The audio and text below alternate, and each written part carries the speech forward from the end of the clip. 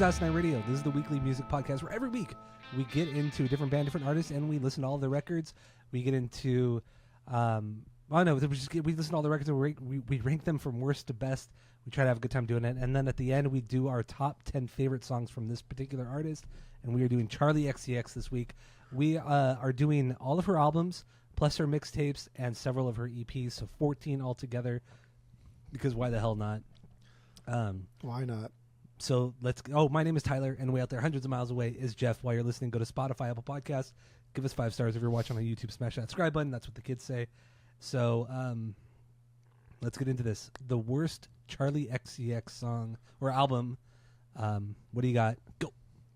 Album, True mixtape, whatever. Romance. Oh, really? True Romance. You may find some muy interesante things in this one. But yeah, True Romance. This is the thing I didn't give a fucking shit about. It's too indie singer songwriter. There's no dance here, and if there is, it's based in like lo-fi electropop, and I don't give a fuck.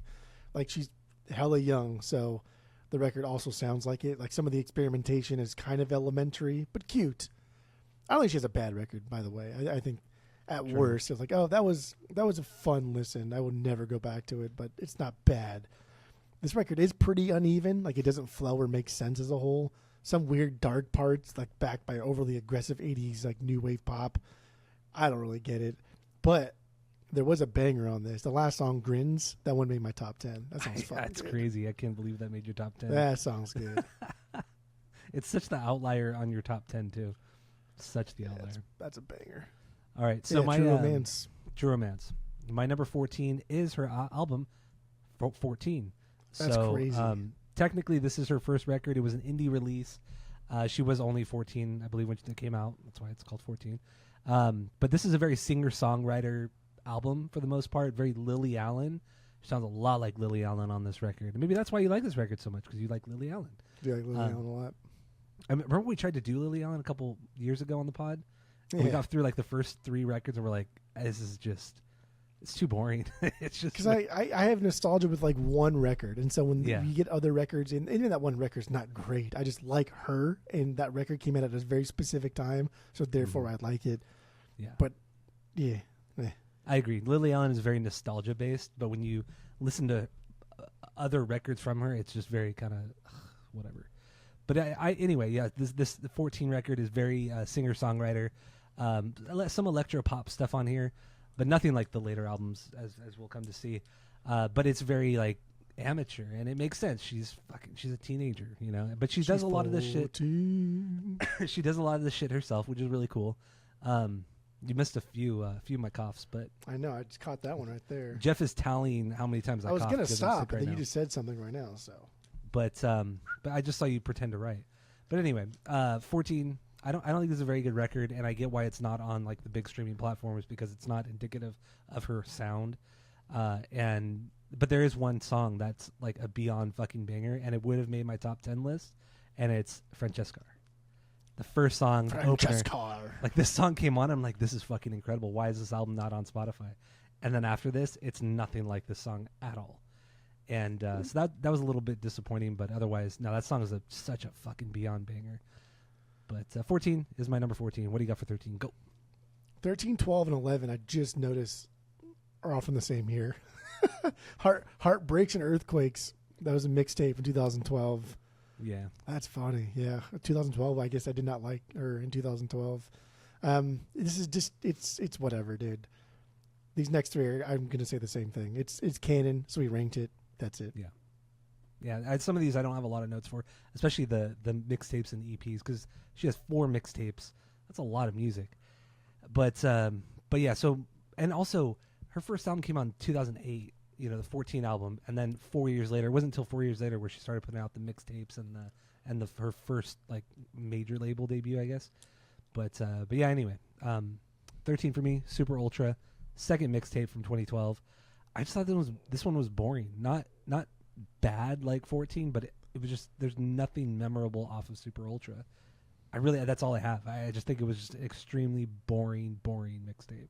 Just generic kind of electropop. Nothing really stood out. No catchy hooks, nothing. So I don't know. What do you got for number 12? Number 12, Super Ultra. Yeah, again, I think it's nothing but filler. This is a filler mixtape. That's okay. And her career has been pretty wild. Yeah. But it's also, I shouldn't say, no, it is wild because she's gotten really popular and she kind of deserves it because she's been, I don't know. We'll get more into that. No, I think she on. deserves it too. I think she's fantastic. But her career's also been more boring than it has been like incredible. Like this is, I don't know, 2012 I did not like. Super Ultra, because I want to talk about other things too that led up to this and then after this, but not here because I don't give a fuck about this. But yeah, so yeah, Heartbreaks and Earthquakes, 2012. Super Ultra, 2012. Got it. All right, so my number 12 is Heartbreaks and Earthquakes, first mixtape from 12. This one, it's all electronic and it's more experimental at this point in her career, but it sounds just like one giant song over 21 minutes. The overall production is pretty amateur, but it's kind of cool. It has a lot of charm because it's so ambitious for her because she's so young and she's never done anything like it. But there's also a lot of that whisper singing from like that Lorde does or Billie Eilish does, Lana Del Rey does.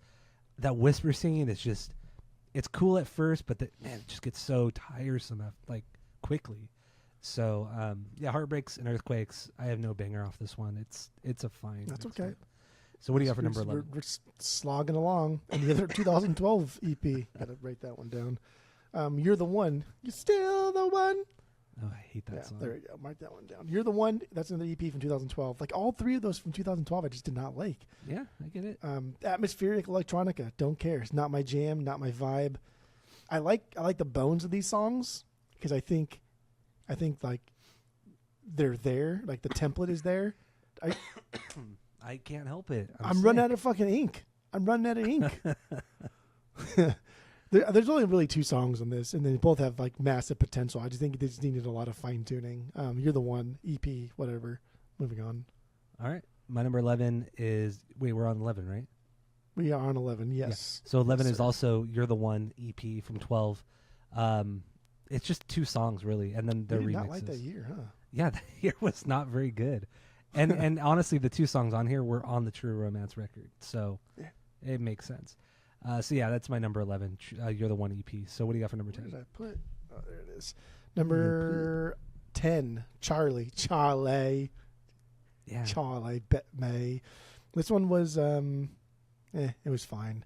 After a bunch of like mixtapes, it seems like she's trying to just do too much, which also makes this record just sound like that. Yeah, but she did all of these songs better on a different release kind of thing.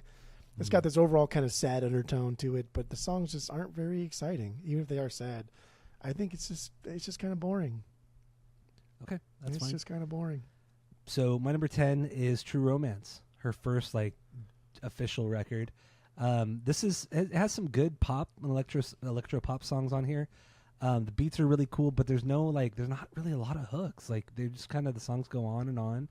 I mean, they're still good, and I mean, they're still good pop songs, but in the whole Charli XCX universe, the whole canon, this is just lower tier for me.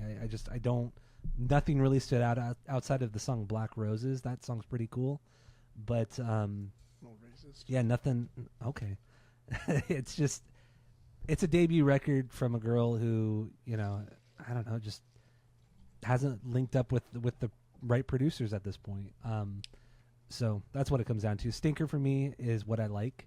Just, that song was stupid. So, there you go. That's my number 10, True Romance, first record. So, or second record technically. So what do you got for number 9? Go. It is kind of funny because we'll shit talk like Post Malone so much for genre hopping and just kind of finding his way, or we'll shit talk especially like MGK for doing the same thing and finding like what he thinks he's good at. Mm-hmm. But like Charli, like no one has ever said that about her. Because when she's good, she does the exact same thing. But when she's good, she's fucking incredible. Like there's no big wow moment or wow songs from MGK or Post Malone, but Charli X has. So you think a great amount of just fucking incredible songs. That'll make the rules. No, that's. So what do you got for number 9? The rule or not? Number 9, Number One Angel mixtape till 2017. This followed right after Vroom Vroom, and while I think it's similar in a lot of ways, it's also a lot of just kind of straightforward pop. Not what I'm looking for, but it was still fun. And I think like now we're kind of getting into like, okay, this was now fun for me. Charli and Below that I just mentioned, like I really didn't have fun, and it was hard. And I think I was just busy too during the week, but it was hard for me to get through some of these records because I'm like, dude, this is just not good. I don't like this at all. But at least Number One Angel, I enjoyed my listen here, but I think it's too slow. It's too slow for these songs, and a lot of like the EDM dance pop that she likes to do. They have to be faster. They have to be faster, or they have to be more aggressive. Otherwise, it's boring. Lip Gloss, the closer. This was fucking an incredible dance pop song. And I did have a stinker, White Roses, because it sounded like it was so dramatic. It sounded like a love letter or a breakup letter some girl would write her boyfriend when she's in like 6th grade. And I was like, this is weird. I don't like this. I was not the target demographic for that song. Yeah, definitely you were not. Yeah. Oh, man, that's good. All right, so my number 9 is also Number One Angel, the mixtape from 2017. This is this is a mixtape or a collection of songs that she didn't tell the label about. She just recorded them and just kind of threw this out, and the label was pretty pissed about it. And also there's a guest. It's full of guests. Like I think every song has a different person on it, and they're all female. It was all intentional, just all female guests across this mixtape. The songs are good though. I mean, I didn't really have any issue with the songs. It's very, very bass heavy. But I thought it was more experimental pop than, not experimental pop, but more experimental pop for her. I didn't think it was very straightforward at all. There's also a lot of rapping on this one, but I mean that's due to the fact that she has a bunch of guests on here. But the fact that she initially wanted to be a rapper before that failed. Yeah. There's also that. And then she wanted to be an indie star, and then that failed. And then she yes. wanted to be a pop star, and that kind of failed. And then it was really fucking good. And then she's like, you know what, fuck it. I'm just going to go back to doing dance music and making generic pop songs. And then that blew up. That's where we are now with Brat. But, all right, so what do you got for number 8? Crash. There you My go. introduction to Charli XCX's. This is also boring. This is her kind of like trying to continue out with the vroom vroom aesthetic. But then she just wanted like a more traditional kind of Janet Jackson 80s thing. Mm-hmm. But eventually settled for this. This is, and she kind of jokes about it too, and like that's the joke is like this is kind of like her sellout record, like her major label like sellout record, but like she's already done that at some point. But it's safe, it's sane, and it's boring. I don't care about this. To me, this is just as boring as anything Lana Del Rey has ever done, and I don't like Lana Del Rey at all. I think her music is just so, I just can't get into it. I think it's so boring. I just also don't like whisper singing. I don't like that whisper style. Just doesn't do anything for me. But all right, my number 8 is Pop 2, mixtape from 2017. Pop 2. The label treated this more like an album. They actually tried to promote this record. I think it's the most experimental record she's done up to this point. It's mostly all electronic driven. There's not a shit ton of like straight pop on here, but massive electronic beats all over this. There's also a lot of guests on here, but she didn't keep it gender specific. She diversified a little bit, so there are some dudes on here. But otherwise, yeah, Pop 2 is kind of, to me, it was kind of forgettable. I just think, I don't want to say throwaway songs, but just B-sides. That's really what these mixtapes are. They're just B-sides to the actual albums. That's how I view them. But yeah. So what's your number 7? Go. Pop 2. I agree. I think this is like one of her most experimental things she's ever done. Very like avant-garde electronic shit, like stuff that just doesn't even really make sense. And I think that's his problem. I think that's his downfall. She's just not ready for this yet. She's not ready for the Brat remixed thing, but she's already trying to do it here. Yeah. I get what you're trying to do. It's just poorly executed. I don't think this is exciting because these songs are fucking dumb. I don't think it's wild because these songs are dumb. They don't have like real solid structure to them. They're just like, fuck it. I'm young. I'm naive. Let's put something out and see how wild it is. It doesn't make it good. It just makes it kind of obnoxious. But it was still fun, and I had a good time with it. All right. So my number 7 is Charli, her third record from 2019. This one's really disappointing. This one had a lot of hype. A lot of people really like this one. But I thought it was pretty lackluster. She does certainly take a different approach from the two mixtapes, the Pop 2 and the other one. And it does more of the electro pop, hyper pop style on here. throws in some Latin beats in some of these songs, and just even some slower ballads too. But nothing really hit on this record. It was just kind of like she's going in the right direction, I feel, but none of them just have this like beyond banger status. There's nothing beyond banger on here. But there are a couple good songs. So banger on here, Next Level Charli. It's a cool song. Didn't make my top 10, but it is pretty cool. Stinker, Cross You Out. I think the song's boring, and I think Sky Ferrera's voice is just, I just don't like it. I've heard her in other songs, and I just don't like her voice. I think it's so generic and so so many people have that same kind of voice and tone, and it's just there's nothing unique about it. Like It's Charli, pop, bruh. but Charli has like a very unique voice, the way she presents, or the way she not just the way One she sings. time. But anyway, I think Charli is just a more unique singer than somebody like Sky Ferrera. Yeah, Sky Ferrera might be a better singer technically, but her songs aren't as good, and I think her voice is really boring. Well, there's a reason for that, but we'll talk about that when we get to the episode. All right, so what do you got for number 6? Just quit fucking coughing. Finally, here we go. 14. I can't believe this is so high. 14.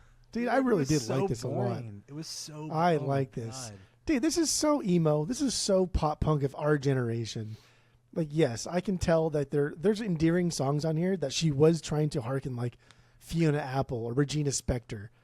But really, this is our generation emo. And you could tell that her, as like a 12-year-old, listened to the stuff that we were listening to when we were 16. And these are just through the lenses of a 12-year-old who also wants to be pop. And I thought these were fucking pretty incredible songs. And I don't like when bands like disassociate themselves entirely with their early like catalog.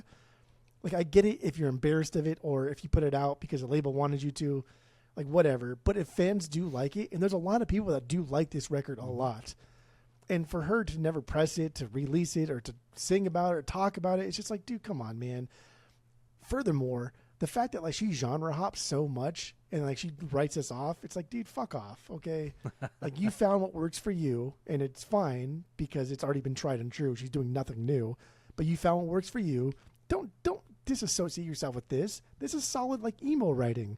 This is her pop punk record is what it is. Like, that's essentially what this is. And then like, so I heard this. I listened to this before I heard one of her other pop punk songs, and I was like, oh, dude, she's a really good pop punker. Like, she can write really good fucking pop punk songs. So yeah, 14. I like if this was on vinyls, this would be on my want list. Oh my for God. sure. Well, you sent me the link last week of the CD, the original CD. Yeah, of this. that's like a Those for like $400 CD. Yeah, it's so fucking crazy. Never For been a pressed on CD, vinyl. bro. Come But on. yeah, the it CD never will. No. She But completely. come on, dude. That's stupid. That's fucking stupid. I agree. She'd make a lot of money. I mean, Yes. they fucking pressed for RSD last week. They pressed the one song with Icona Pop or whatever. Icona Pop, yeah. Icona Pop. It's like, dude, that song is it's over 10 years old. Yeah, 6 And- different versions of it. I know. It's like you press that one song with the remixes, but you Dude. don't press, your first record. And not I only that, wish- she could press the first record, and because it was an independent release, she gets all the money. Yeah. She literally gets all the money from that. Dude, I wish that Icona Pop was a 7-inch. And just because I like the Tiesto remix on the fucking Keep Coughing. Yeah. The Cobra Starship on that one's cool. I forgot the other ones too. But I wish that it was just that. Because I think the Icona Pop 12-inch, I don't even know why to call it a 12-inch because like it's like 5 songs per side of the same song just remixed by different people. And like, So that's just too dumb. much. Yeah. That's too much. Unless you're an actual DJ, you don't need that. You just don't need it. I think the song and then 3 remixes tops is more than Yeah. enough. And you have the original song on side A on the 7-inch, and then you have 2, maybe 3 if it fits on the second side. That's all you need. That's I would it. get that. That's I all would you for need. sure get that 7-inch, but I'm not going to get a 12-inch. I mean, No. I think that song's incredible. It's a beyond banger, but I'm not Yeah. going to sit through it fucking 19 times. exactly. But all right. So what do you got? Oh no, that was your 6, right? That was my 14? 6. What was your stinker on it? Did you have a stinker? No, I don't have a stinker. Okay. But yeah, Francesca is I think that's Oh, that's your probably the favorite. strongest song. But Great. there are other songs on there too. But it was on YouTube too, so it was hard for me to see what song it was because I just didn't pay that much attention. Yeah. But I did really like it. Good. Good. All right, so my number 6 is How I'm Feeling Now, her 4th record Whoa. from 2020. Oh. I know. Oh. I know. You put Crash above this? At this point, I would That's stupid. I would get every Charli XCX record on vinyl. From this point on. You would get this on vinyl? I would get this on vinyl, yeah. So this is her 4th record. Dude, Crash is not good. Okay, well. So this is solid. It's just keeping up with what she does. It's great. A couple slower songs. But damn, dude, everything just hits hard on here. Even the slower stuff. Everything hits. It's just great pop, club bangers, some killer EDM parts in these songs, like almost like dubstep kind of shit in some parts. No, this is a really, really cool record. I like this one a lot. But yeah, I had to put it somewhere. They're just better albums, better EPs. Oh, you put it in a stupid spot. That's okay. But once again, I get this on vinyl. This is where I start getting vinyl. And I have a couple of her records, a couple of these on vinyl already, but you have one record. I have 2, but it's just a remix of the one record. But it's still something ranked.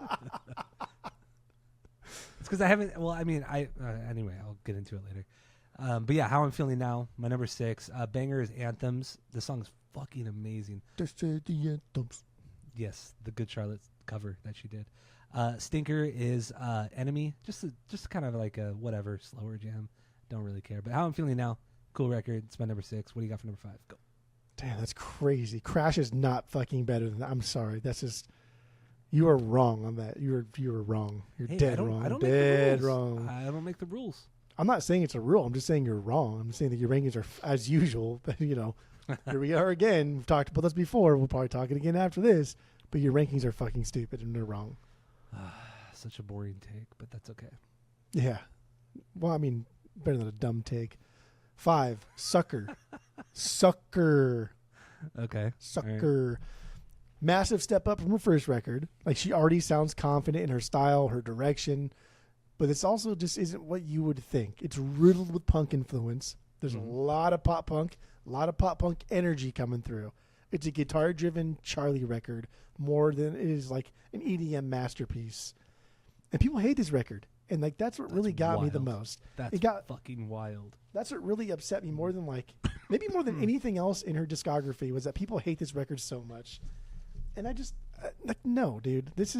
Maybe this is why she transitioned into being just pop, because 14 is like her just bleeding, right? And there's my heart, whatever. And then Sucker was kind of like the follow up to 14 in a way. And I was like, no, dude, stop doing that shit. Do something else. And that's why she changed. Because I would love to hear. So Red Balloon is my favorite song by Charli. I think that song is fucking incredible. It's really good. I would like to hear more songs like Red Balloon. It was a bonus song, but that song is incredible, unbelievable, as Oscar says in The Office. That's a good part, huh? Remember that part? I know exactly what part. Shit talking, yeah, that was unbelievable.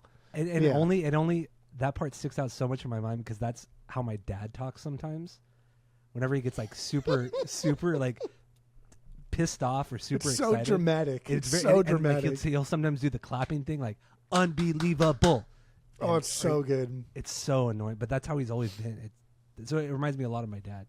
So he was doing it way before it was cool. Oh, way before it was cool. Because the clapback thing is a fairly contemporary thing that people rely on. My dad always did that shit. Good for him. Good. All right. Yeah, I don't think I would get Sucker on the vinyls. If it came through the store, I would probably take it home and listen to it again. But I don't think I would keep it. Just give it to me. I don't think I would keep it. Okay, that's fine. Well, I mean, it wouldn't be $4, so you probably wouldn't keep it. I'd spend a decent amount on it. Yeah. Well, if it was $4, I'd play it. Give it like $8. I get it. Yeah, pretty much. More than that. Pretty much. All right, so my number 5, or what's your stinker off of it? I don't have a stinker. No stinker. Okay. No stinker. Number 5 for me, Vroom Vroom EP from 2016. This is really cool. It's very Euro dance. You put Crash above Vroom Vroom. I did. You have stupid fucking thoughts. This is cool. Like I said, very Euro dance, electropop, hint of dubstep thrown in. The way she sings reminds me a lot of Aqua as well. So I kind of like this kind of change in style, but then there's like some hip hop shit on here.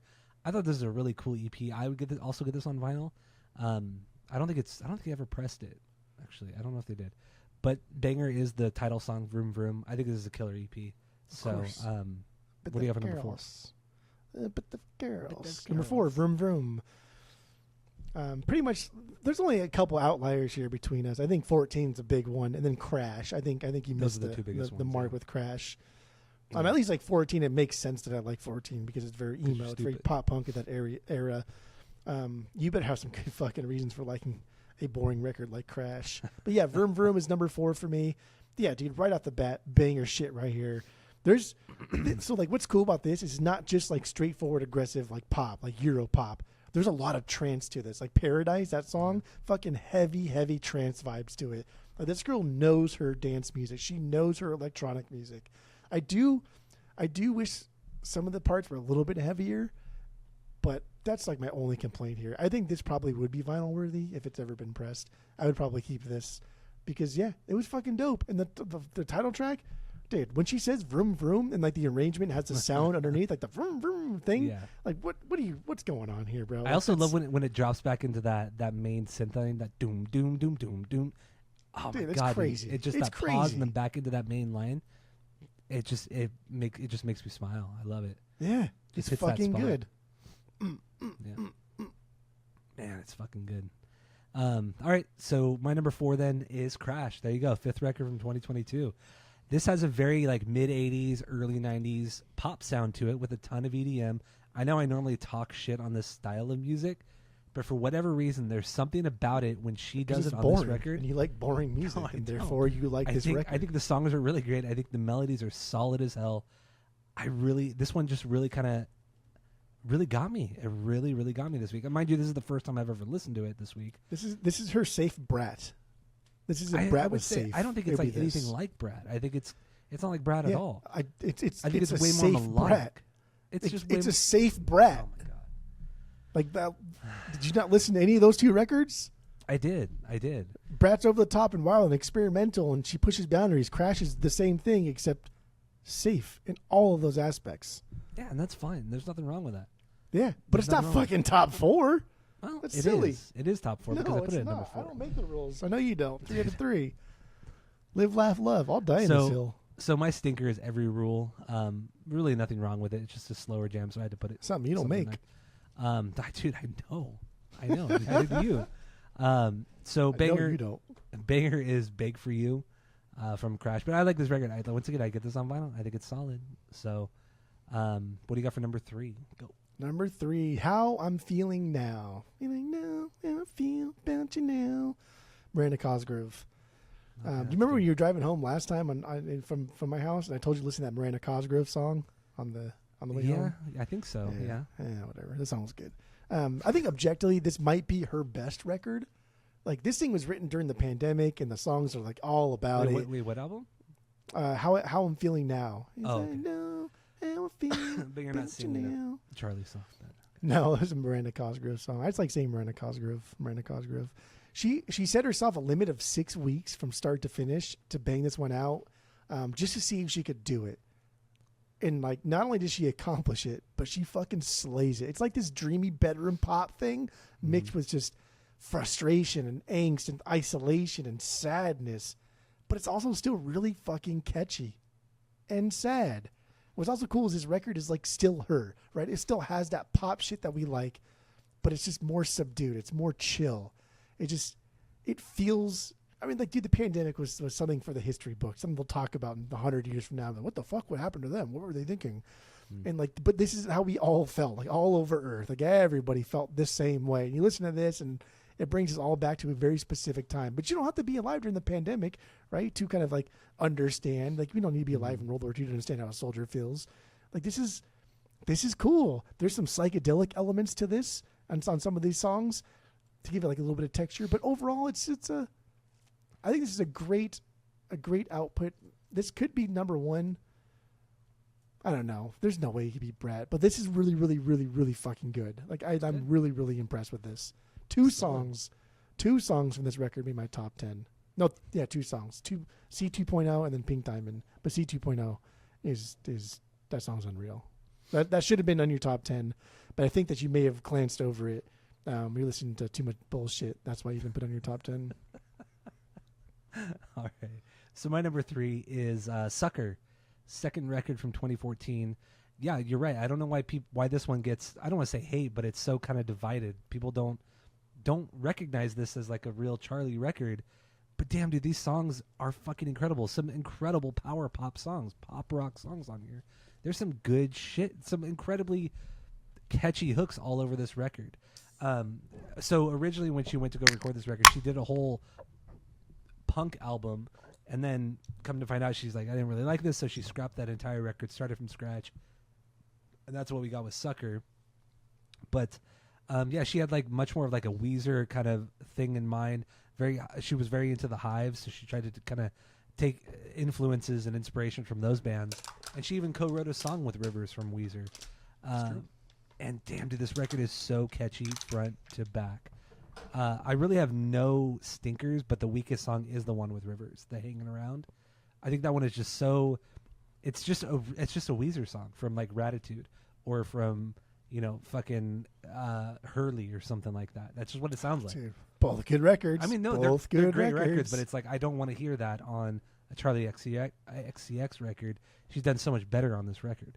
But this album is fucking great, and my banger is Boom Clap, and I forget this is even her. Like this is just so different from everything she's done, or most everything that she's done. But it's such an incredible song, and it was massive. This song was fucking massive when it came out. It was a big one. But yeah, no, I think this record's great, and I want it on vinyl, but it's expensive. It's a pricey one. She's never repressed it. It goes for like $90 or some shit like that on Discogs. Some stupid shit like that. No, it's not $8. But it's not $5. Oh, I wish. But anyway, that's my number 3 is Sucker. I think this is a really, really great record, and 2 of the songs made my top 10. So there you go. Did you put the? I guess we'll talk about it later. Red Balloon on your top 10. We'll see. So what's your number 2? Brat, but it's completely. I'll wait till you're done. Brat, but it's completely different. But also still Brat. Okay. So the remix of Brat. Remix, yeah.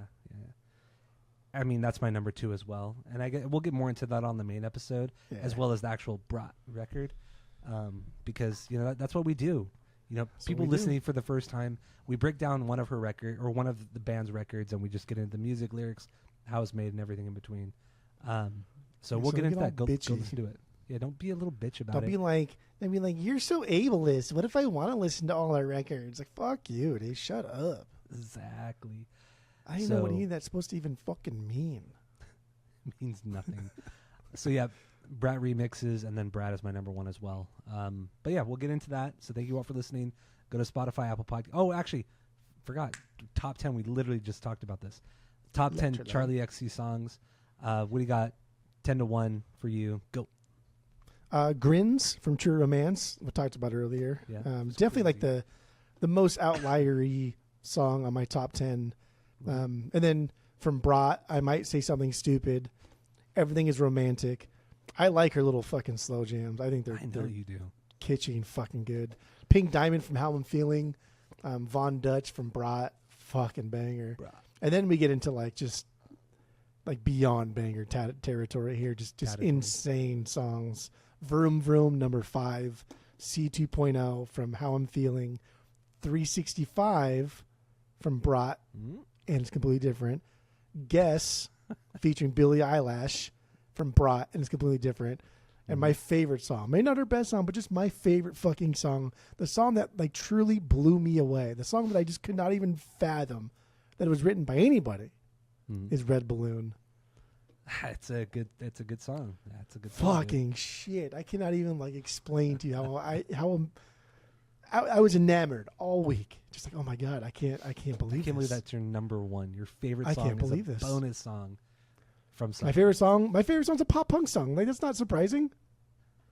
I guess in the context universe of fucking Charli XCX. Yeah, it's weird. It's a pop punk song. It's great. All right, so my top 10. Number 10 is Boom Clap. I don't care. I fucking love this song. I don't care what you say. I get it. Okay, that's fun. So number 9 for me, I hear the dogs going crazy. Number 9 for me is Anthems. Number 8 for me is Break the Rules from Sucker. Break the Rules. That's number 7, Rewind from Brat. Yeah, I don't know about that one. We'll I talk about fucking that love one. that. Well, you'll say something stupid, I'm sure. And then was number 6, Unlock It. I love this song. It's off of one. I forgot what mixtape, but this is great. And then number 5 for me, Red Balloon from Sucker, bonus song. Well, a little low, but I'm glad it's in your top 5. So 3 songs already from Sucker. Like Sucker is incredible. Yeah, it's a pop punk record. And then number 4, Von Dutch from Brat. And So good. Number 3, Vroom Vroom from the EP Vroom Vroom. And number 2, 360, the first song from Brat. Opener. And then my favorite song from her, Sympathy is a Knife from Brat, which we'll get into on the main episode. No remixes, huh? No, I fucking love this song, though. Sympathy is a Knife. No remixes, no bonus tracks. Although I do Pretty like the... tradish. What is it, Enough? The one with Billie Eilish? Guess. Or Guess. Yeah, Guess. I really Guess is do so like... good. That almost broke my top 10. That was like number 11, but then I just couldn't stand losing Boom Clap off of it. So I just had to put it above that one. Take out fucking Rewind, dude. That song is like one I of the love worst songs on Rewind. the record. Love If Rewind. not the worst song on the record. You're stupid. Oh, I almost you can said say it. you're gonna. I don't know. I say it all the time. I'm pretty sure we can say it now. That's it. That's all we have for this episode. Thanks for listening, and I don't know. That's it. That's all. That's it. That's all.